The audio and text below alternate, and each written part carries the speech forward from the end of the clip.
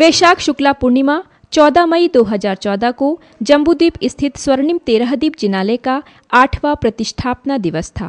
ज्ञातव्य है कि सन 2007 में इस अनुपम जिनालय में 2127 प्रतिमाएं विराजमान करके प्रतिष्ठा संपन्न की गई थी।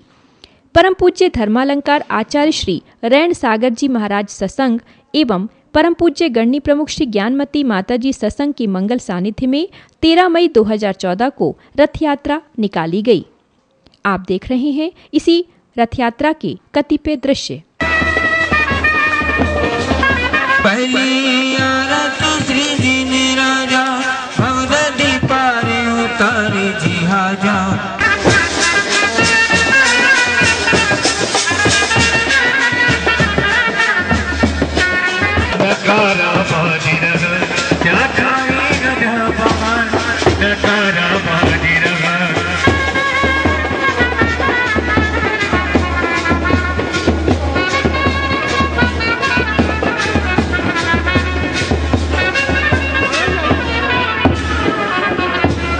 चौदह मई 2014 को तेरहदीप रचना की भगवंतों का पंचामृत अभिषेक एवं 108 रजत कलशों से अभिषेक संपन्न करके 8वां प्रतिष्ठापना दिवस हर्षोल्लास पूर्वक मनाया गया।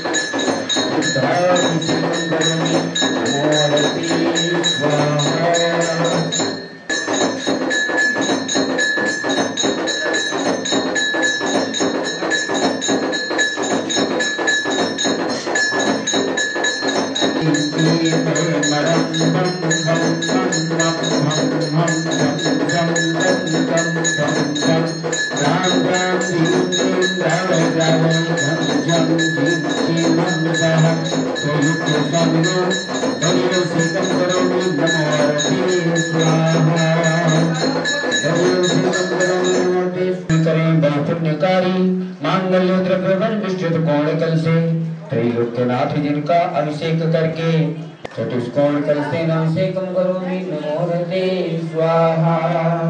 ओम राम प्रीं रूं रों राः अस्यावसा नमोरते भगवते मंगलोत्तम कर्णाय कौण कलशजलाभिषेकम करोमि नमोरते स्वाहा। ओम ह्रीं श्रीं क्लीं मरं त्रिवत्पते सर्वोस। ओम राम प्रीं रूं रों राः अस्यावसा नमोरते भगवते मंगलोत्तम कर्णाय कौण कलशजलाभिषेकम करोमि नमोरते स्वाहा।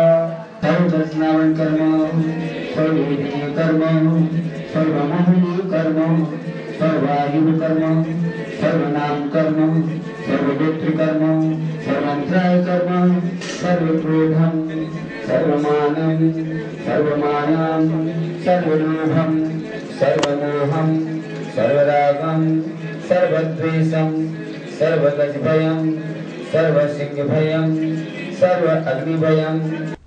भव्यात्मा, यद्यपि हस्तिनापुर में जम्बूद्वीप परिसर में अनेक रचनाएं विश्व में पहली बार ही हैं, फिर भी ये एक अद्भुत ऐसी रचना है जहाँ पहुँचते ऐसा लगता है हम कहाँ आ गए। आश्चर्यचकित आनंद आनंद आनंद। 13 द्वीप मंदिर, 13 द्वीप जिनालय, 13 जिनालय, 13 द्वीप रचना का जिनालय। इस जिनालय के अंदर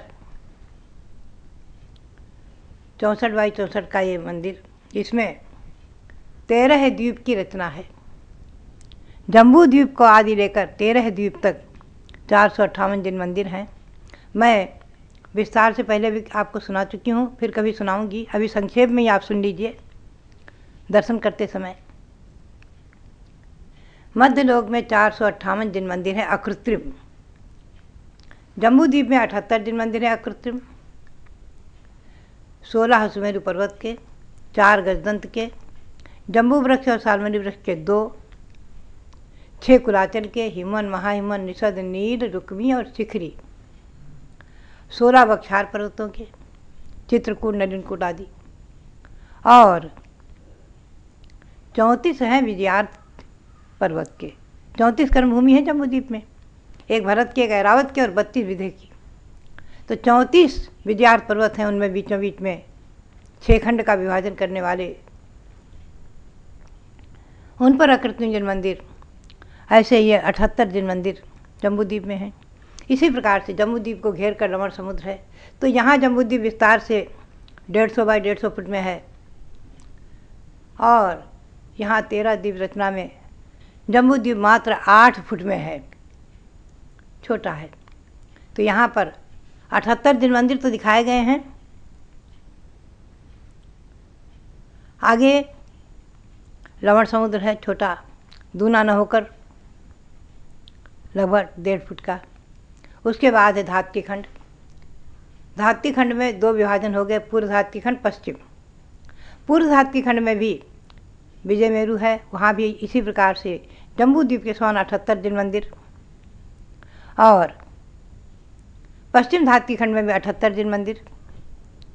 पुनः धात्ती खंड को घेर करके है कालोदधि समुद्र। उसके बाद है पुष्करार्ध द्वीप। पूर्व पुष्करार्ध में भी मंदर मेरु और पश्चिम पुष्करार्ध में विद्युन्माली मेरु, वहाँ भी 78 जल मंदिर। 78 को आप 5 से गुणा कर दें। पुनः आप देखेंगे धात्ती खंड में और पुष्करार्ध में दक्षिण और उत्तर में एक एक ईश्वाकार पर्वत हैं। यहाँ आकर आप खड़े होकर देखें, नाम लिखे हुए हैं। विद्वान भी बताते हैं, हमारी आरिका चंदावती जी बहुत बार भक्तों को जाकर सब दिखाती हैं, बताती हैं। तो ये 4 ईश्वाकार हो गए, 2 धात्ती खंड में, 2 पुष्करार्ध में, 4 ईश्वाकार के जल मंदिर। पुष्कर द्वीप के बीचों बीच में मानसोत्तर पर्वत है, चूड़ी के समान, जिससे 2.5 द्वीप का विभाजन हो गया। यानी जम्बूद्वीप 1 और धात्ती खंड 1, 2 हुए, और उसके बाद पुष्कर द्वीप के बीचों बीच में मानसोत्तर पर्वत आने से वो आधा इधर लिया गया, आधा उधर चला गया। तो ये हो गया आधा। तो 2.5 द्वीप के अंदर ही 170 कर्म भूमि है। तो 4 ईश्वाकार हैं, और मानसोत्तर पर्वत पर चारों दिशाओं में एक एक मंदिर होने से 4 जल मंदिर ये हो गए। 78 को आपने 5 से गुणा किया, पुनः 4 ईश्वाकार के, 4 मानसोत्तर के, पुनः बीच के द्वीपों में अकृत्रिम जल मंदिर नहीं है, व्यंतर देवों के असंख्यातों भवन हैं, उनमें मंदिर हैं।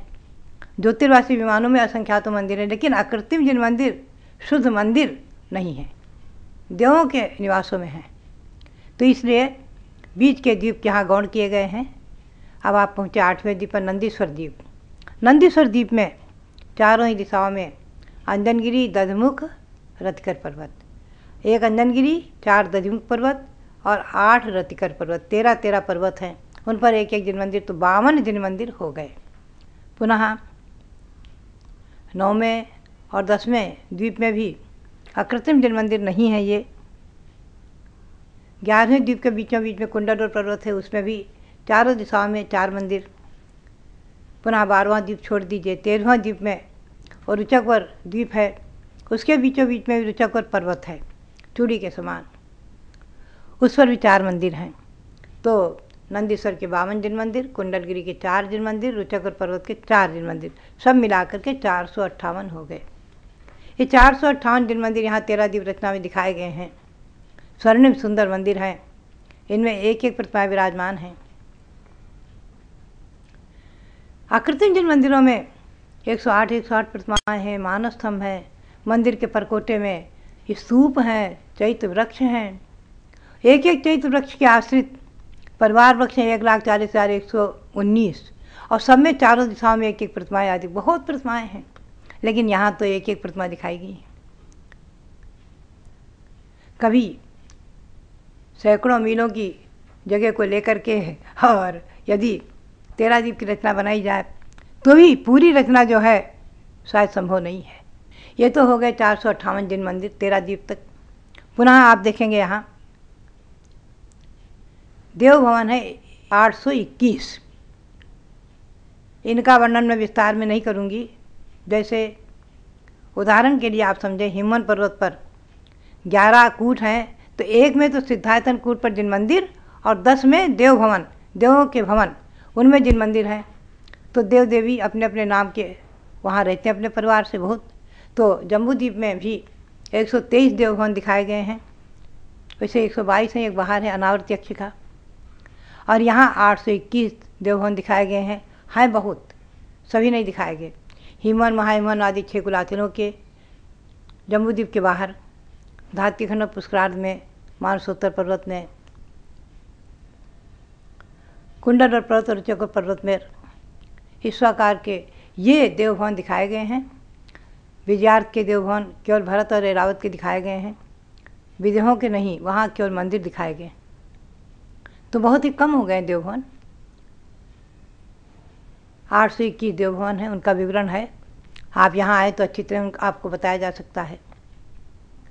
एक सिंहासन पर 108 प्रतिमाएं विराजमान हैं, इस प्रतीक में कि प्रत्येक जिन मंदिर में 108 प्रतिमाएं हैं। इस प्रतीक में एक सिंहासन पर 108 जिन प्रतिमाएं विराजमान हैं, 2-2 इंची की हैं, लेकिन बहुत भव्य सुंदर, देखते ही मन प्रमुदित हो उठता है और अकृत्रिम जिन मंदिर के दर्शन की भावना जागृत होती है। एक सिंहासन में 20 तीर्थंकर भगवान दिखाए गए हैं, शिवमंदिर, युगमंदिर आदि, जिनका मंदिर आप पहले दर्शन कर चुके हैं, कमलों पर विराजमान। यहाँ छोटी प्रतिमाएं हैं। एक सिंहासन पर 24 ऋषभदेव आदि लेकर वर्तमान 24 विराजमान हैं। पुनः 5 भरत की 5 प्रतिमाएं, 5 ऐरावत क्षेत्र की 5 प्रतिमाएं, पांडुक शिला पर, सुमेरु पर्वत की पांडुक शिला पर जिनका अभिषेक होता है, ऐसी 4 प्रतिमाएं। अजितनाथ भगवान के तीर्थ काल में एक साथ 170 तीर्थंकर हुए हैं, ऐसा गुरुमुख से सुना है। अभी हमें ग्रंथों में पढ़ने को नहीं मिल पाया, कहीं ना कहीं जरूर आया है। भगवान अजितनाथ के समय 170 तीर्थंकर एक साथ हुए हैं। ऐसे 170 संवत्सर में यहाँ 680 भगवान दिखाए गए हैं, यानी 4-4 प्रतिमाएं। तो इस प्रकार से संवत्सरण की रचना ये आपने देखी।